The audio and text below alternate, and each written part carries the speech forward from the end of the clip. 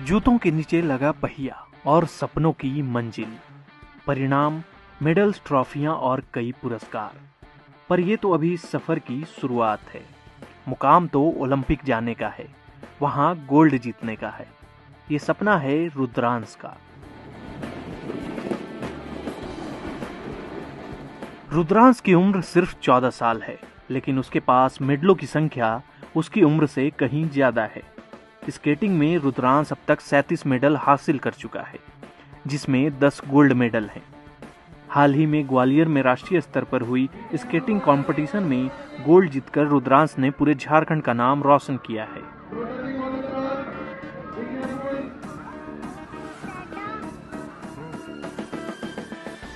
पहली बार रुद्रांश जब किसी चैंपियनशिप में शामिल हुआ था, तब उसे काफी घबराहट हुई थी।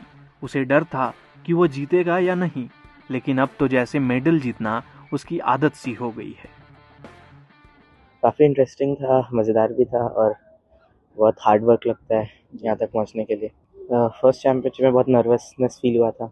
बाकी स्केटर्स को देख के डर लग रहा था कि मेडल आएगा नहीं आएगा, गिर जाऊँगा। उस टाइप के ट्रैक पे कभी नहीं चलाया और फर्स्ट टाइम दूसरे स्केटर्स लाइक चैंपियंस के साथ रेस करने में डर लग रहा था। स्केटिंग का ये सफर रुद्रांश के लिए आसान नहीं रहा।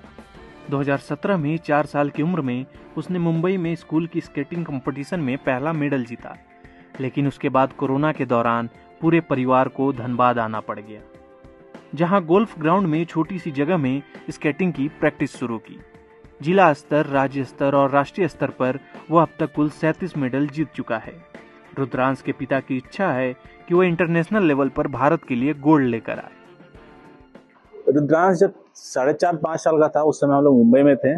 उस समय से उसने स्केटिंग सीखना स्टार्ट किया था और भी बहुत सारे गेम में वो हम लोगों ने उसे डाला था, पर मेनली उसका इंटरेस्ट स्केटिंग में ही जाएगा। और वहाँ एक बार वो फर्स्ट टाइम ऐसे ही वो जस्ट टॉय स्केट से स्कूल लेवल पे गया था और वहाँ पे वो मेडल वो जीता। तब से मुझे लगा कि शायद ये कुछ कर। उसके बाद फिर कोरोना में हम लोग धनबाद आ गए और तब से यहाँ फिर वो पहले गोल्फ ग्राउंड में एक छोटा सा फ्लैट मतलब ऐसी प्लास्टर किया हुआ है, वहाँ पे उसने शुरू किया। वहाँ से धीरे धीरे करते करते डिस्ट्रिक्ट, स्टेट से नेशनल तक का सफर तय किया।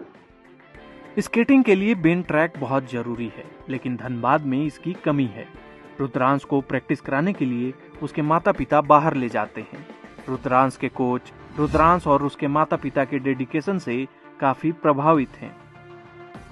उस बच्चे का मेन है डेडिकेशन, उनके माता पिता का डेडिकेशन और उसका रेगुलेटिव, उसका डिसिप्लिन उस बच्चे का बहुत अच्छा है।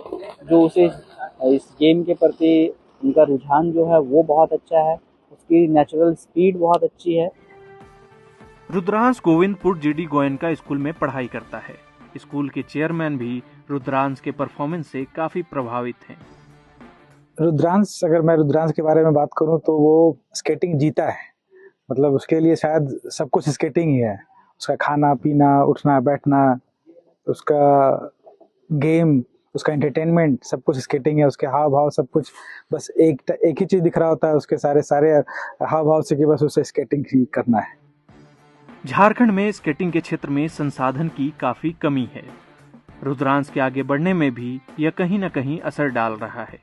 उसे स्केटिंग की ट्रेनिंग के लिए बाहर जाना पड़ता है। रुद्रांश की मांग है कि सरकार स्केटिंग के क्षेत्र में बेहतर संसाधन मुहैया कराए। झारखंड में इंफ्रास्ट्रक्चर की बहुत कमी है। जैसे स्केटिंग के लिए प्रॉपर ट्रैक होता है, वो स्पेशल सिंथेटिक कोटिंग रहती है उसमें, वो कहीं भी ईस्ट में नहीं है। तो उसके लिए मोस्टली हम लोग बाहर जाते हैं ट्रेनिंग करने। आगे क्या करना चाहते हैं?